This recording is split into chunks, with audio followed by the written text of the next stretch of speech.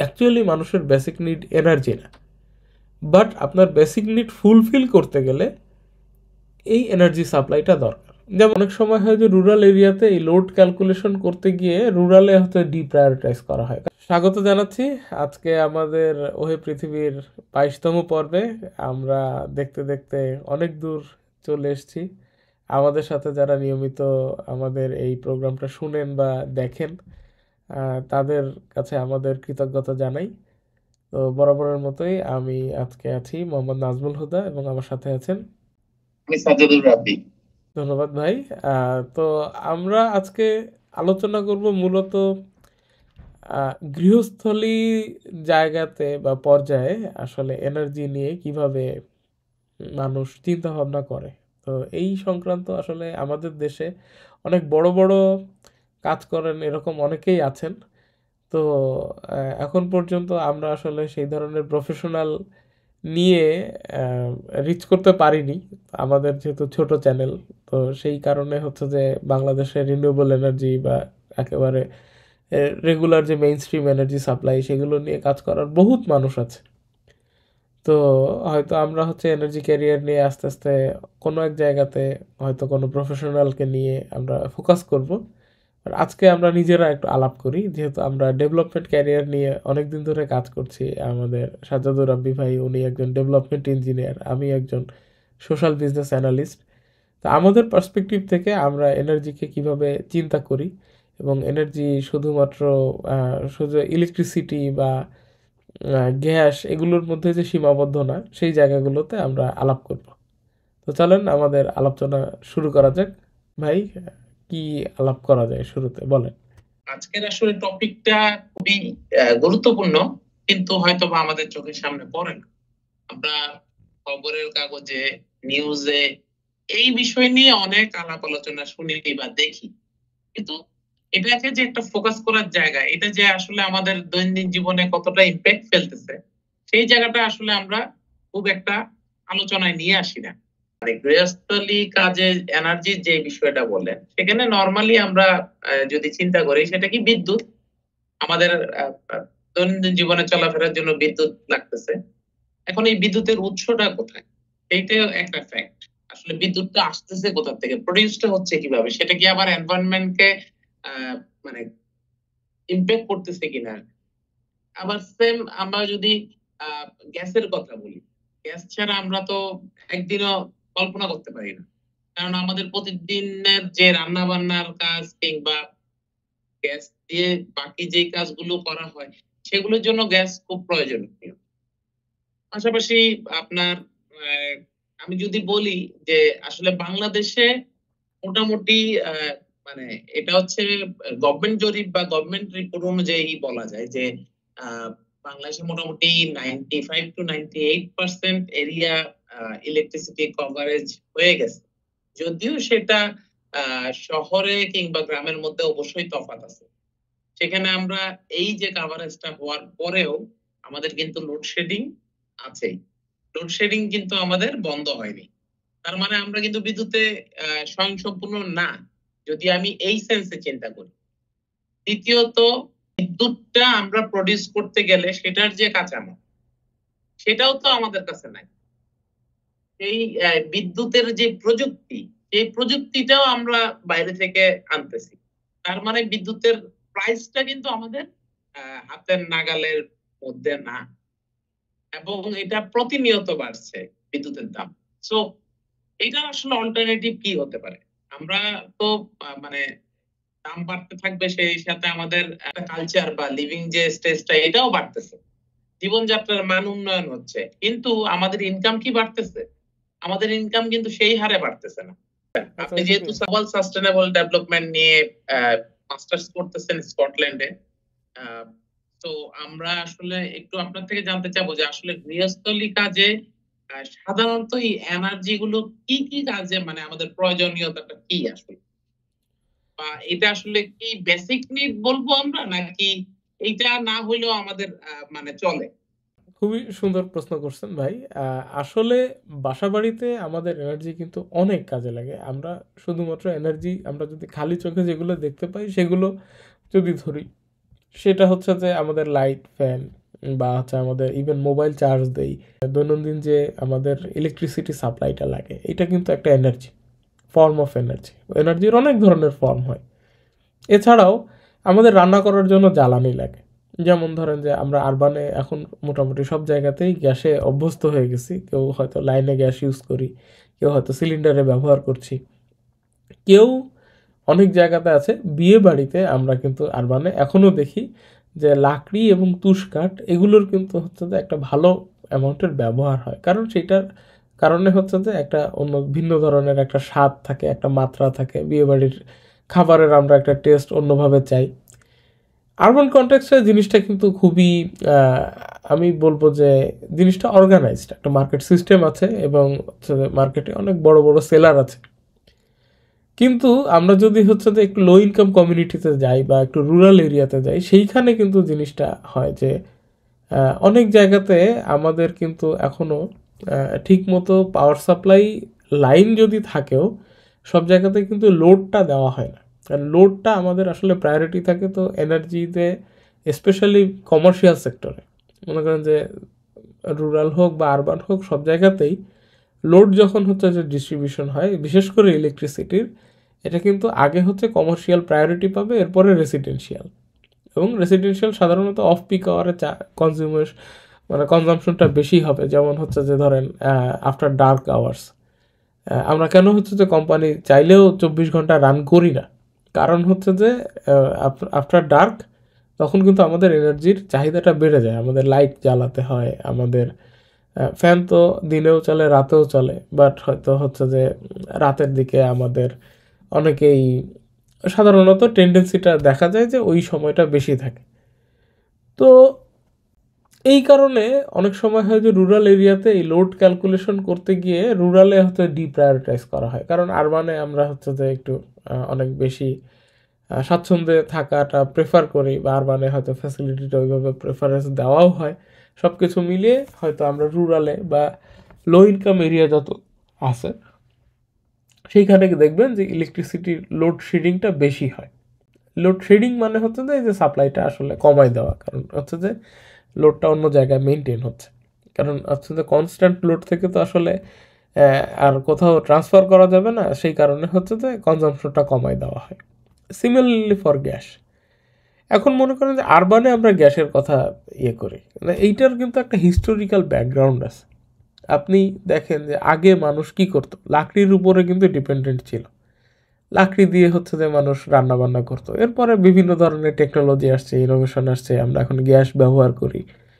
আমরা কিন্তু অনেকে কেরোসিনের চুলা দেখে থাকছি আর কি। আমাদের মানে লোকালি একটা সময় ছিল যে পুরি পেঁয়াজি যে দোকানগুলো, ভাজা পোড়ার দোকান ছিল, এগুলোতে আমরা কিন্তু আগে দেখতে পেতাম আমাদের ছোটবেলায় কেরোসিন তেল দিয়ে এই চুলাটা জ্বালানো হতো এবং তারপরে হচ্ছে যে এই তেলের বিষয়গুলো ভাজা হতো। এখন কিন্তু সব জায়গাতেই মোটামুটি গ্যাসের একটা সাপ্লাই চলে গেছে।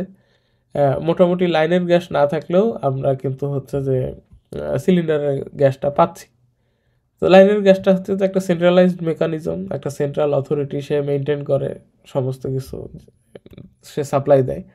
আর সিলিন্ডারটা হচ্ছে যে একটা ডিসেন্ট্রালাইজড মেকানিজম। তো এনার্জি সাপ্লাইতে বাংলাদেশ কিন্তু দুইটা ধরনেরই এক্সাম্পল দিচ্ছে।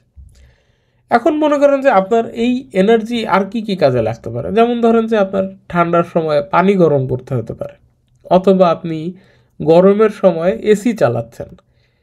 এইরকম অনেক কনটেক্সট ভেদে আপনার কিন্তু এনার্জিটা বিভিন্নভাবে আসে। এখন আমাদের এনার্জিটা মূলত আমরা মেজর সোর্স, আমরা যদি হিসাব করি গৃহস্থলীতে, একটা হচ্ছে যে আমাদের গ্যাস আর একটা হচ্ছে ইলেকট্রিসিটি। এইটা হচ্ছে আমাদের মোস্ট কমন সোর্স, আমাদের হাউসহোল্ডে আমরা রিসিভ করি।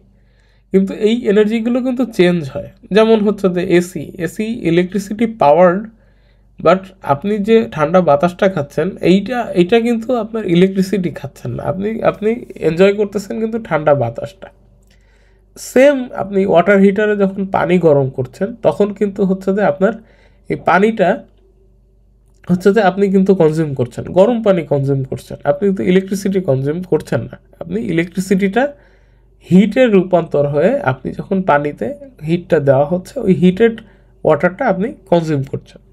আবার সেম আপনি মনে করেন যে এখন অনেক বাসাতে আমরা আরবান এরিয়াতে ওয়াটার ফিল্টার ইউজ করি, এবং বিশেষ করে আরও ফিল্টার, সেগুলোতে ইলেকট্রিসিটি লাগে। আমাদের ফ্রিজার, সেগুলোতে কুলিংয়ের জন্য আমাদের কিন্তু ইলেকট্রিসিটি লাগে। তো এই যে বিষয়টা, এই বিষয়টা নিয়ে আমাদের দেশে সেন্ট্রালাইজড মেকানিজম অনেক দিন ধরেই হচ্ছে যে আমরা দেখতেছি যে এটা একটা জায়গাতে আমরা ভাঙতে পারছি না। আসলে হয় কি, আমাদের বাসাবাড়িগুলোতে সেন্ট্রালাইজড এই সার্ভিসগুলো থাকার ফলে গভর্নমেন্ট এইখানে অনেক ধরনের রোল প্লে করে। যেমন ধরেন যে আমরা ইলেকট্রিসিটি বিলের হয়রানির কথা, ওয়াসার বিলের হয়রানির কথা, এটা তো আমরা হচ্ছে যে কেউ অস্বীকার করতে পারি না। হয়তো মোটামুটি সব বাড়িওয়ালাদের এই ধরনের একটা অভিজ্ঞতা কিন্তু থাকেই। এই জায়গাতে আমাদের সচেতন হওয়ার প্রয়োজন আছে যে হচ্ছে যে আমাদের আসলে ডিসেন্ট্রালাইজড সলিউশন দরকার। যেমন দেখেন আমাদের গ্যাসের ক্ষেত্রে যারা হচ্ছে যে সিলিন্ডারে গ্যাস ইউজ করি, দেখবেন যে আমরা কিন্তু কম্পেয়ার করতে পারি যে বসুন্ধরার গ্যাস ভালো নাকি যমুনার গ্যাস ভালো নাকি টোটাল গ্যাস ভালো নাকি আরও বিভিন্ন ধরনের ব্র্যান্ডের গ্যাস কিন্তু আছে। আমরা কম্পেয়ার করি এবং সেখানে মার্কেটে একটা কম্পিটিশন আছে, এবং সেইভাবে কিন্তু আমরা গ্যাসটা হচ্ছে যে বিভিন্ন ধরনের প্যারামিটারের উপরে এক একটা কাস্টমারের এক একটা ব্র্যান্ড হয়তো পছন্দ হতে পারে। কিন্তু গভর্নমেন্ট সার্ভিসের ক্ষেত্রে কি আমাদের সেই সুযোগটা আছে? সুযোগটা কিন্তু নাই। এখন ডিসেন্ট্রালাইজড জায়গাতে আসার আগে আমি হচ্ছে যে, যেটা আপনি একটা প্রশ্ন করছিলেন যে এটা আসলে বেসিক নিড কিনা, অ্যাকচুয়ালি মানুষের বেসিক নিড এনার্জি না, বাট আপনার বেসিক নিড ফুলফিল করতে গেলে এই এনার্জি সাপ্লাইটা দরকার। যেমন মনে করেন যে আপনার খাদ্য, বস্ত্র, পানি, অন্ন সংস্থান, চিকিৎসা, এই সমস্ত কিছুর জন্য আপনি দেখেন যে এনার্জি ছাড়া কি আসলে এগুলো সম্ভব? আপনি যদি একটা সুন্দর বাসস্থান চান, আপনার ওই বাসস্থানটা খুব গোছানো, কিন্তু গরমে প্রচুর গরম লাগে অথবা শীতকালে অনেক ঠান্ডা লাগে, তাহলে আপনি কিন্তু হচ্ছে যে উইদাউট এনার্জি আপনি গরমকালে ওইটা নর্মাল টেম্পারেচারে রাখা বা শীতকালে ওইটাকে নর্মাল টেম্পারেচারে রাখা, মানে শরীরের সাথে মানানসই একটা টেম্পারেচারে রাখার জন্য যেই মেকানিজমটা দরকার, সেটার জন্য তো আপনাকে এনার্জি লাগবে। যেমন আহ, এখন যে শীত প্রধান দেশে আছি, একটা সময় এই সব দেশে সব বাসাতে ফায়ার প্লেস ব্যবহার করা হতো।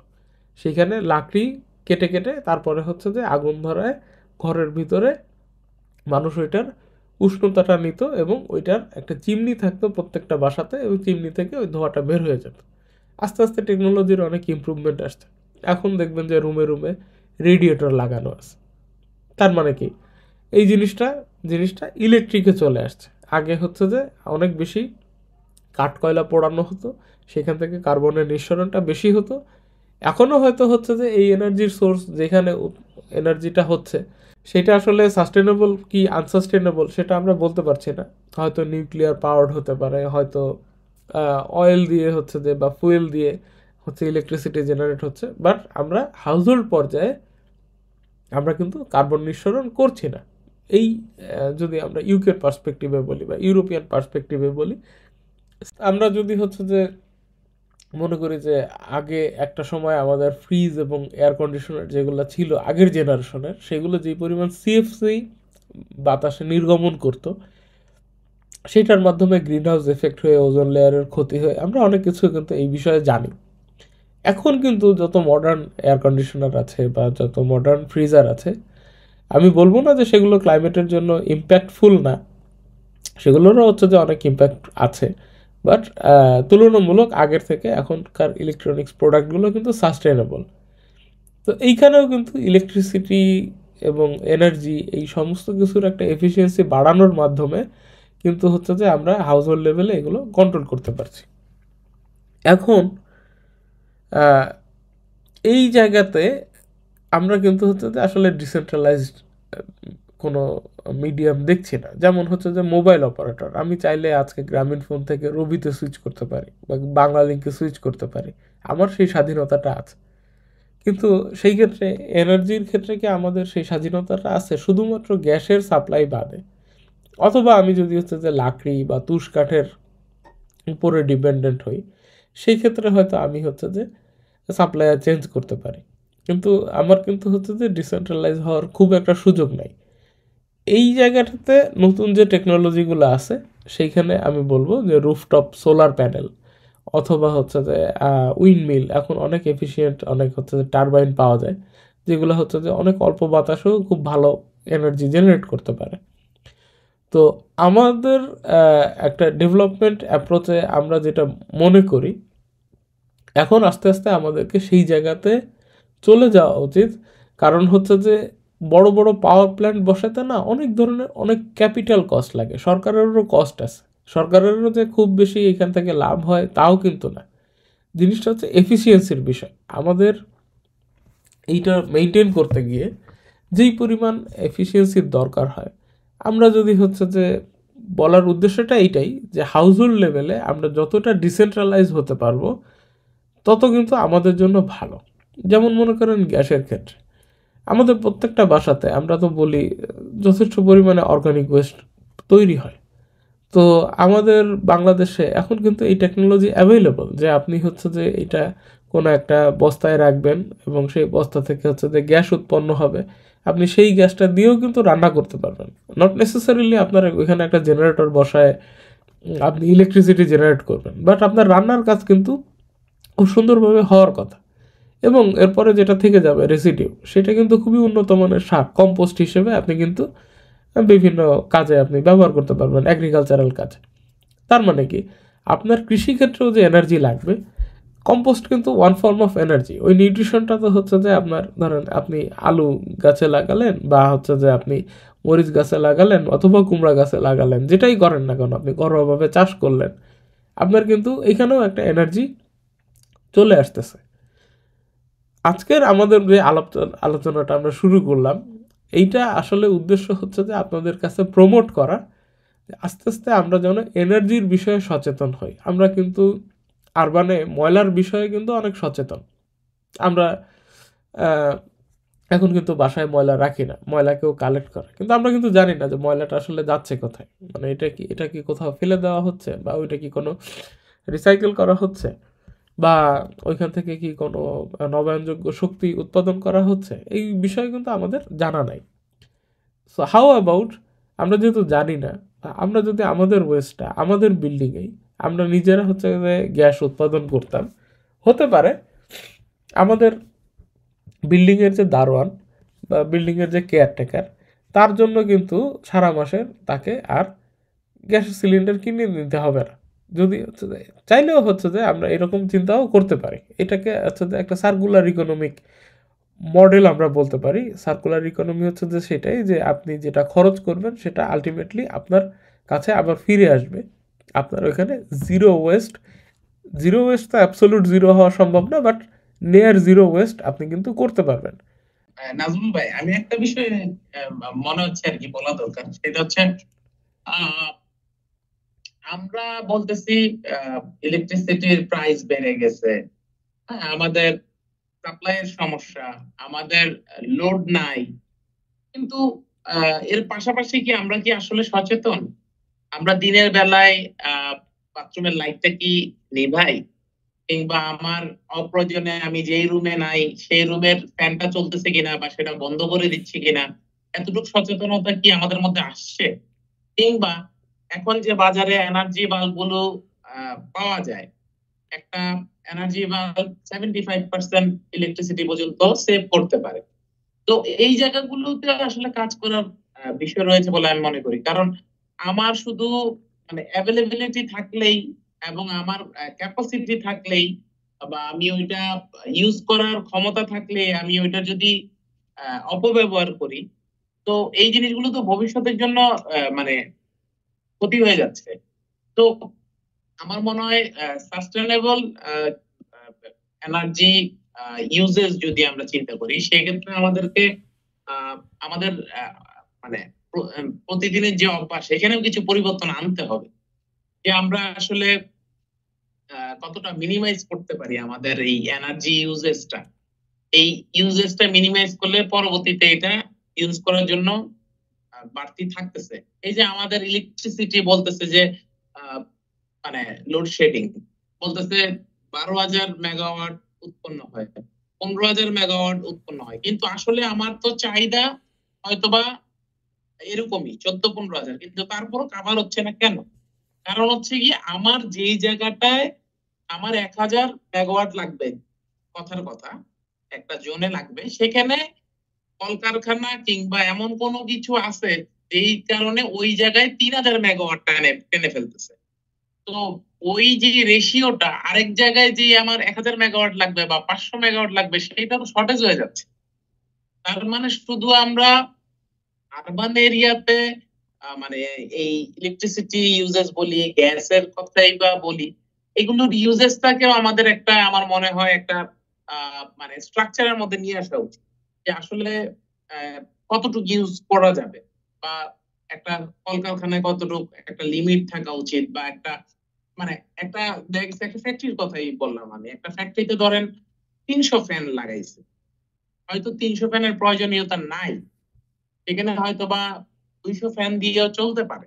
এইখানে আপনার কমপ্লায়েন্স আরেকটা বিষয় চলে আসে, কমপ্লায়েন্স আমার মিট করার জন্য আমাকে এখানে 300 ফ্যান লাগাই দিতে হয়েছে, আর 300 ফ্যানের প্রয়োজনীয়তা কিন্তু নাই। তো কমপ্লায়েন্সটা কিন্তু আমাকে সিকিউর করতেছে না। আমি কমপ্লায়েন্সও মানবো, কিন্তু আমার যখন আমি ইউজ করব, আমার 300 ফ্যান চালানোর দরকার নেই, আমার 200 দিয়ে চলতেছে, সো আমার ওইটুকু ইলেকট্রিসিটি আমি কনজিউম করলাম, তো বাকিটা অন্যরা ইউজ করার সুযোগ পাইলো।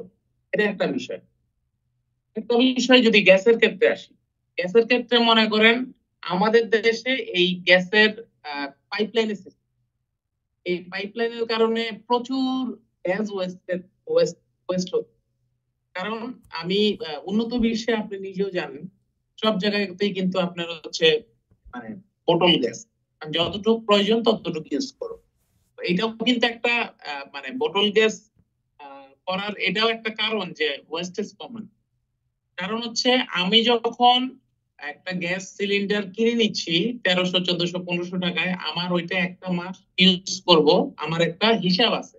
কিন্তু আপনার বাসায় যখন গ্যাসের পাইপের লাইন থাকে, আপনার রান্না বান্না শেষে আপনার একটা ম্যাচের কাঠি পরে বেশি জ্বলাইতে হবে, কাজ একটু বেশি করতে হবে, মানে এটা ভেবে আমরা করি কি একটা মানে বার্নারকে কমিয়ে দিয়ে রাখি, তার মানে গ্যাসটা পড়তেছে। তো আমাদের তো এই সচেতনতাটা নাই। আমাদের মানে উন্নত বিশ্বের সব জায়গায় হচ্ছে গিয়ে পাইপলাইন খুব কম, এবং এইটার ওয়েস্টেজ এর পরিমাণ বেশি। এটার মানে সেফটি সিকিউরিটিরও অনেক সমস্যা আছে, অনেক জায়গায় লাইন ব্লাস্ট হচ্ছে, অনেক জায়গায় মানে অনেক প্রবলেম ক্রিয়েট করছে। সিলিন্ডারেও যে মানে রিস্ক নাই আমি সেটাও বলছি না, সেটা যদি আমাদের মানে পলিসি এবং আমাদের যে কিউসি মেনটেন করা সেই বিষয়গুলো আমরা খেয়াল রাখতে পারি, তাহলে সেটাকে আমরা কন্ট্রোল করতে পারি। আর আপনি বললেন বায়োগ্যাসের কথা, তো বায়োগ্যাসটা আমার মনে হয় অনেক জায়গায় বাংলাদেশে চালু হয়ে গেছে, এবং এটা নিয়েও কাজ চলতেছে। সোলার প্যানেলের কথা বললেন, সোলার সোলার প্যানেলও মোটামুটি অনেক ইনস্টল হয়ে গেছে, এবং আশা করি আমরা এটা মানে আমাদের অভ্যাসের মধ্যে নিয়ে আসতে হবে।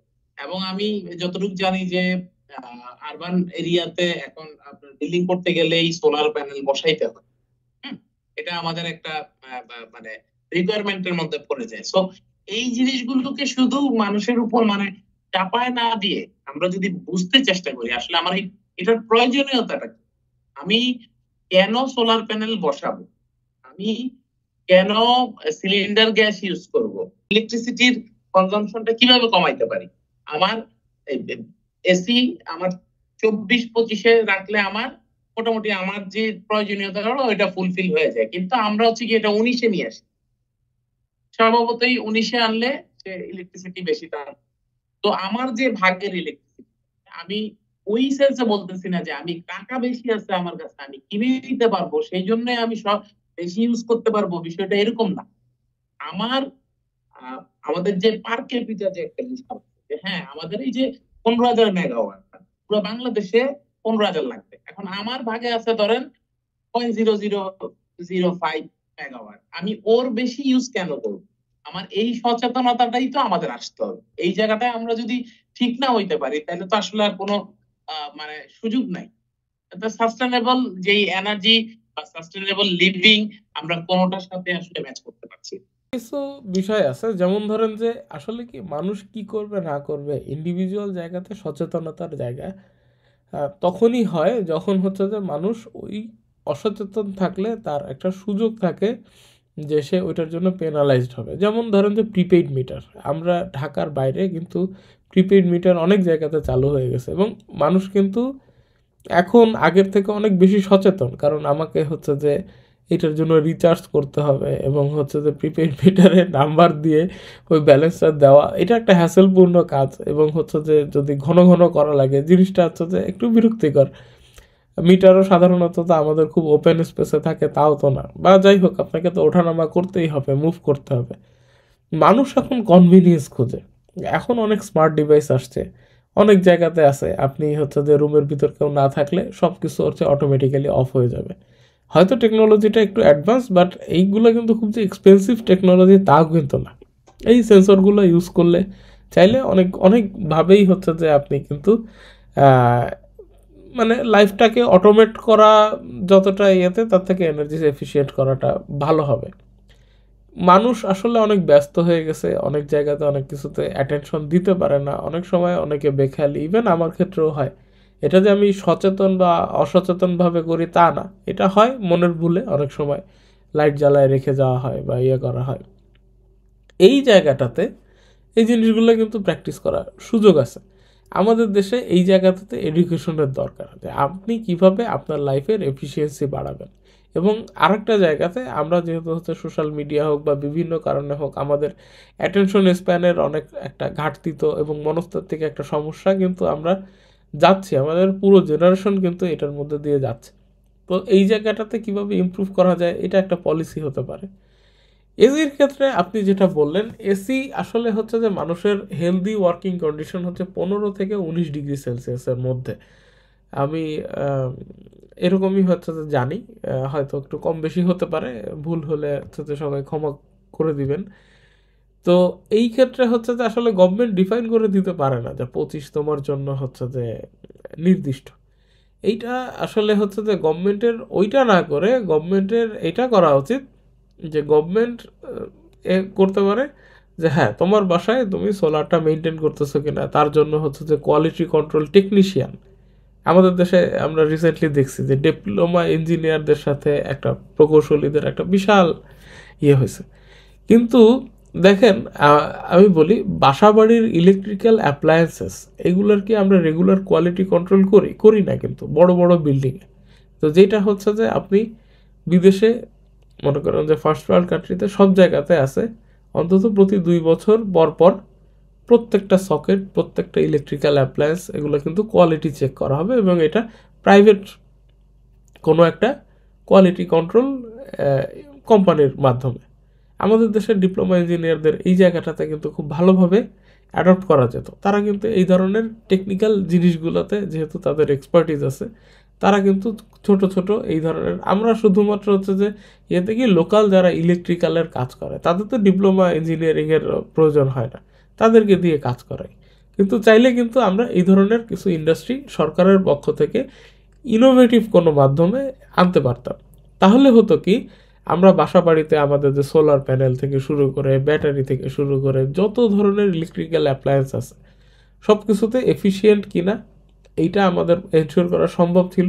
প্রত্যেকটা বিল্ডিং ইলেকট্রিক্যাল অডিটের মধ্যে পড়তো এবং সেইটার মাধ্যমে আমরা কিন্তু এনশিওর করতে পারতাম যে কোন বিল্ডিংটা এফিসিয়েন্সি ম্যানেজ করতেছে, কোন বিল্ডিংটা এফিসিয়েন্টলি ম্যানেজ করতে পারতেছে না।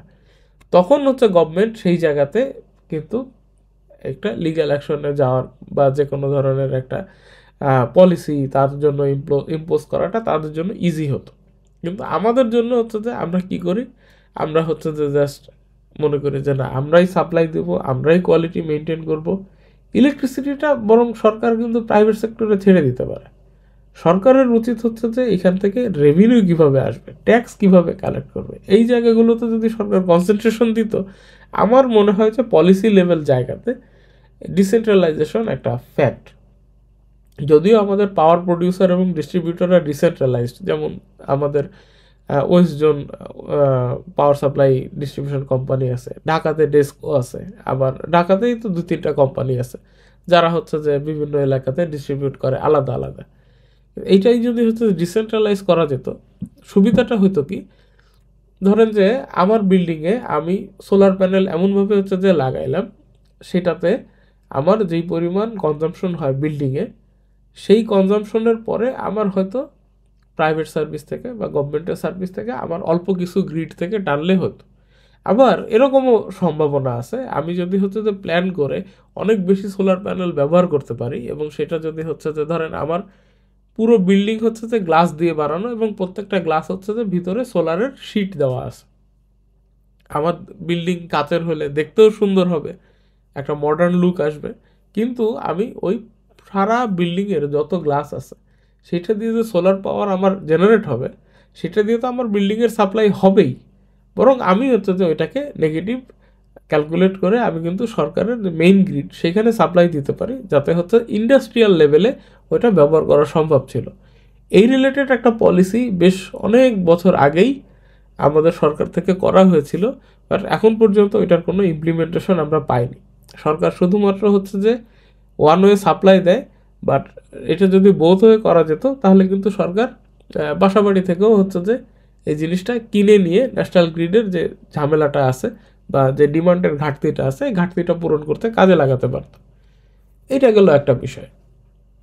লাইনের গ্যাস, এইটা তো আসলে হচ্ছে আমাদের দেশের জন্য খুবই ইনএফিশিয়েন্ট, কারণ আমাদের একবার হয়তো ওয়াসার জন্য রাস্তা খুঁড়ে, একবার হয়তো গ্যাসের জন্য রাস্তা খুঁড়ে, আরেকবার হয়তো স্যানিটেশনের জন্য খুঁড়ে, আরেকবার হয়তো ড্রেনের জন্য খুঁড়ে, আরেকবার হয়তো কিছুই না, হয়তো মনে হলো যে রাস্তাটা ভাঙাচোরা এমনিই আমরা খুঁড়বো আর কি।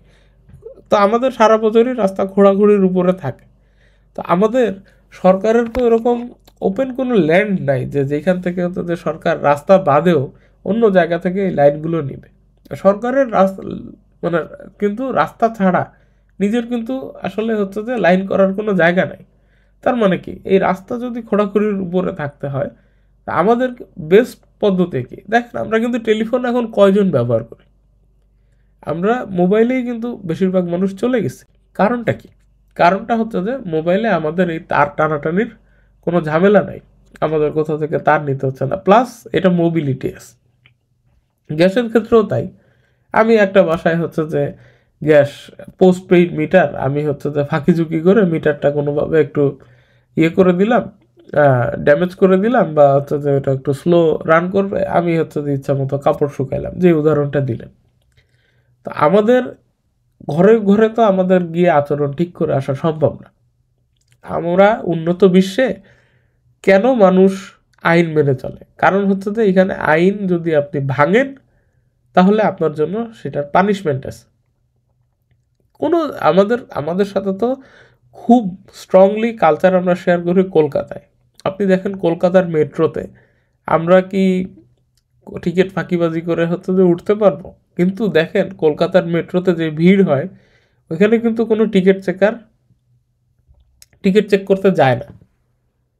আপনি কি হয়, আপনি হচ্ছে যে ওই টিকিটটা, এখন ঢাকা মেট্রোতেও আমাদের কিন্তু সেম পলিসি, আপনি হচ্ছে যে টিকিট পাঞ্চ করে ঢুকবেন, বের হওয়ার সময় আপনার সেম টিকিট পাঞ্চ করেই বের হতে হবে।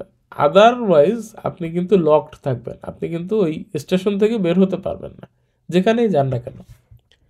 তাহলে এইভাবে কিন্তু আপনি চাইলে অ্যাভয়েড করতে পারেন। হচ্ছে যে এখন হচ্ছে যে বিষয়টা হচ্ছে যে সরকারকে এই জায়গাতে প্রসেস ইঞ্জিনিয়ারিং করতে হবে। প্রসেস ইঞ্জিনিয়ারিং মানে যে এটা কোনো ইঞ্জিনিয়ারিংয়ের কাজ তা কিন্তু না, এটা কিন্তু বিজনেসের একটা বিষয়, যে আপনি প্রসেসটা কিভাবে ডিজাইন করবেন, সেইটার জন্য ইনফ্রাস্ট্রাকচারে কী কী ইঞ্জিনিয়ারিং আনতে হবে। সেই ক্ষেত্রে আমাদের প্রকৌশলীরা আমাদের দেশে বুয়েট বলেন, অন্য অন্য ইনস্টিটিউট বলেন, প্রকৌশলী তো অভাব নাই। আবার গ্রাউন্ড লেভেলে ডিপ্লোমা যারা টেকনিশিয়ান প্রকৌশলী আছে, তাদেরকেও ডিপ্লয় করার অপরচুনিটির অভাব নাই, কিন্তু আমাদের একটা সদিচ্ছার অভাব আছে। তো গৃহস্থলিতে এই জায়গাটাতে এনার্জি নিয়ে আমরা হয়তো খুব বেশি একটা সচেতন না। সেই জায়গাটাতে আপনাদেরকে আহ্বান করব যে আসেন আমরা সচেতন হই, আস্তে আস্তে আমরা হয়তো এনার্জির উপরে আমরা এডুকেশন নেওয়া উচিত, এবং আমাদের বাসাবাড়ির ওয়েস্ট বলেন, আমাদের বাসাবাড়ির যে স্যানিটেশন লাইন বলেন, পানির লাইন বলেন, সমস্ত কিছুতেই আমাদের কিন্তু একটা কোয়ালিটি কন্ট্রোল করার একটা সময় চলে আসছে। কারণ আমাদের দেশে এখন অনেক মানুষ, এত মানুষকে আমরা ইন্ডিভিজুয়ালি ট্র্যাক করতে পারবো না, বাট আপনি আউটসোর্স করে দেন, প্রাইভেট সেক্টর দিয়ে দেন। এখন দেখেন ইনকাম ট্যাক্স প্র্যাকটিশনারের মাধ্যমে হচ্ছে না? এখন তো আজ এই 3 দিন আগে তো আমরা দেখলাম একটা পোর্টাল ওপেন হয়েছে সরকারের থেকে, যেখানে হচ্ছে যে আমার জায়গাতে আমার হয়ে কোনো একটা ট্যাক্স প্র্যাকটিশনার সে সরকারের কাছে আমার ট্যাক্সটা ফাইল করে দিবে। তার মানে কি, সরকার হচ্ছে যে প্রাইভেট সেক্টরকে কিন্তু আনতেছে। এরা তো প্রাইভেট অপারেটর, হতে পারে তারা ফ্রিল্যান্স, হতে পারে তারা আউটসোর্স, যেভাবেই আপনি ডাকেন না কেন, প্রাইভেট সেক্টর তো, সরকার তো না। তার মানে কি, আপনি অন্য অন্য সেক্টরও এটা করার সুযোগ আছে। আমরা একেবারেই যে অসচেতন এটাও বলবো না, কারণ অলরেডি কিছু কিছু প্র্যাকটিস শুরু হয়ে গেছে। যেমন আমি যদি একটা উদাহরণ দিতে চাই, সেটা হচ্ছে এখন ঢাকা শহরের অনেক বিল্ডিং দেখবেন লিফট দুপুরে 2 ঘন্টা বন্ধ থাকে। সো এইটা কিন্তু এনার্জি সেভ করার একটা মানে ওয়ে, মানে এইটা আপনার মোটামুটি আমার মনে হয় 80% এরিয়াতেই চালু হয়ে গেছে, যে মোটামুটি হয়তো একটা থেকে তিনটা বা 2টা থেকে 4টা, কেউ 1 ঘন্টা, কেউ 2 ঘন্টা এটা অফ রাখছে। কারণ ইফ ইউজ যদি মানে ওই টাইমটুক আমরা সেভ করতে পারি, ওইটাও কিন্তু আমাদের মানে টোটাল গ্রিডে সেভ হচ্ছে। তো আমরা যে একেবারে পিছিয়ে আছি সেটাও বলবো না, আমাদের রিয়েলাইজেশনটা আসতেছে। আমি যেটা বলতে চাচ্ছিলাম যে ধরেন আজ থেকে 20 বছর আগে বা 15 বছর আগে আমার মনে আছে, আমি নিজের কথাই বলি, যে আমার পিসিটা হয়তো 1 সপ্তাহ একটানা অন ছিল। তো এটা কেন? মানে পিসি অফ করার দরকার কি? পিসি চালাই মানে চালু আছে, রাত্রে হচ্ছে গিয়ে কোনো কিছু ডাউনলোড দিয়ে আমি ঘুমায় গেছি, সকালে উঠে আবার কাজ করছি। ওই দিন সারাদিন আমি কাজ করছি বা গেম খেলছি বা মুভি দেখছি, যাই করছি, এভাবে 7 দিন 10 দিন পর্যন্ত একটা পিসি চালু ছিল। তো এমনও আছে যে এভারেজে 24 ঘন্টার মধ্যে হয়তো আমি 10 ঘন্টা পিসি চালাইছি, আর বাকি 14 ঘন্টা হচ্ছে কোনো কারণ ছাড়াই পিসিটা অন ছিল। তো এটা তো আমি অসচেতনতার কারণে আমার মানে এই জিনিসটা হয়েছে, কিন্তু এখন কিন্তু আর হচ্ছে না। তো এই জিনিসগুলো মানে আসলে আহ আমরা না মানে অনেক কিছু চিন্তা করার চেয়েও দেখে শিখতে পছন্দ করি। আমরা যে যে কথা বলতেছি, এই কথাগুলো কিন্তু সবাই জানে, সবাই বুঝে, কিন্তু এই যে আমরা বলতেছি ট্যাপ রেকর্ডের মতো, এই জিনিসটা হয়তো কারো না কারো মাইন্ডে আসবে, যে ওই জায়গাটায় তার লাইফেও এই জিনিসটা প্রতিস্থাপন করার চেষ্টা করবে। আমরাও এই সিচুয়েশন গুলো নিজেদের মানে প্রতিস্থাপন করতে পেরেছি বলে আমার মনে হয় এই জায়গাগুলো কতটুকু ইম্প্যাক্টফুল জায়গা আমরা এই জিনিসটা রিয়েলাইজ করতেছি, এবং সবাই করে আমার মনে হয়। কিন্তু হয়তো কেউ বলে, কেউ বলে না। আমরা এনার্জি বলেন বা হচ্ছে যে কনজাম্পশন বলেন, যত জায়গাতেই সাস্টেইনেবল কনজাম্পশন বা সচেতনভাবে কনজিউম করা একটা প্রোডাক্ট, যে হ্যাঁ আমি আমার বাসায় হচ্ছে যে একটা কাপড় আছে, তো আমি হচ্ছে যে সেই কাপড়টা 3 দিন পরলাম, এরপরে ফেলে রাখলাম, নতুন একটা ফ্যাশন আসলো, আর একটা কাপড় কিনলাম, এটাকে বলে ফাস্ট ফ্যাশন। তো এই এই যে এই টাইপের ফাস্ট আমরা যে বিভিন্ন ধরনের চেঞ্জ করি, এই সেম প্যাটার্ন কিন্তু আমাদের এনার্জির ক্ষেত্রেও আছে, আমাদের সব কিছুতেই আছে। তো আমরা মনে হয় যে আমাদের কনজাম্পশনের জায়গাতে আমরা যদি সচেতন হই, এইটা নাগরিক পর্যায়ে আমাদের জন্য এটাই এটাই অনেক। কিন্তু আমাদের আসলে হলিস্টিক একটা এডুকেশন সিস্টেম দরকার, যেখানে শুধুমাত্র এনার্জি না, আমরা হয়তো এনার্জি নিয়ে কথা বলছি, এনার্জি, সাস্টেনেবিলিটি, তারপরে হচ্ছে লাইফ স্কিলস, অনেক কিছু নিয়ে কিন্তু আলাপ করার একটা সুযোগ আছে। তো আমাদের একটা আশা থাকবে যে আমাদের এই কন্টেন্ট দেখে কেউ যদি সেইখানে পলিসিগত জায়গাতে কাজ করতে পারে বা সরকারকে একটা রিকমেন্ডেশন দিতে পারে, অথবা নিজের বাসা বাড়িতে এনার্জি এফিসিয়েন্সি বাড়ানোর জন্যও যদি মোটিভেটেড হয়, সেটা আমাদের জন্য এটাই উইন। তো আশা করি আমরা হচ্ছে যে হয়তো অনেক ধরনের উইনার আমাদের এই চ্যানেল থেকে অনেকেই মোটিভেটেড হবেন। আপনাদের প্রতি সেই আশাবাদ ব্যক্ত করে আমাদের সাথে ধৈর্য ধরে এই কথাগুলো শোনার জন্য অনেক ধন্যবাদ। আজকের মতো এখানেই এই পর্ব শেষ করছি। বিদায় নেবার আগে আরেকবার আহ্বান জানাচ্ছি, আমাদের যে ইউটিউব চ্যানেল আছে, পাশাপাশি আমরা স্পটিফাই, অ্যামাজন মিউজিক এবং অ্যাপল পডকাস্ট, সব জায়গাতেই আমরা কিন্তু পডকাস্ট মোডে আমাদের এই কন্টেন্টগুলো যাচ্ছে। তো আপনারা বিভিন্ন প্ল্যাটফর্ম থেকেই এটা অ্যাক্সেস করতে পারবেন। আশা করি আপনারা অনেক সময় চলতে ফিরতে কাজে অডিও পডকাস্ট খুব বেশি বাংলাদেশে বা বাংলা কন্টেন্ট পাওয়া যায় না। তো সেই জায়গাতে আপনারা আমাদের চ্যানেলগুলোতে সাবস্ক্রাইব করে আমাদের সাথে পাশে থাকবেন। তো এই পর্যন্তই, আপনাদেরকে সবাইকে আবারও ধন্যবাদ। আমি বিদায় নিচ্ছি, মোহাম্মদ নাজমুল হুদা। আব্দুর রাবি, সবাইকে শুভরাত্রি। আগামী পর্ব দেখার আমন্ত্রণ জানিয়ে আজকের পর্ব এখানেই বিদায় নিচ্ছি। আসসালামু আলাইকুম।